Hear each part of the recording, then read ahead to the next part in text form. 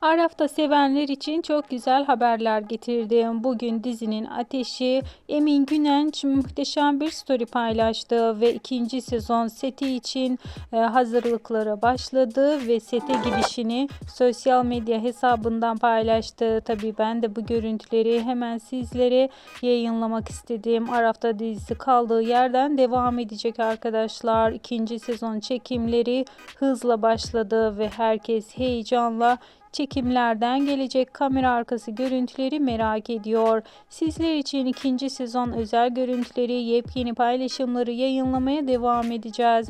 Bunun için kanalımı takipte kalmayı, bildirim zilini açık tutmayı unutmayın. Bir sonraki videolarımızda görüşmek üzere. Hoşça kalın.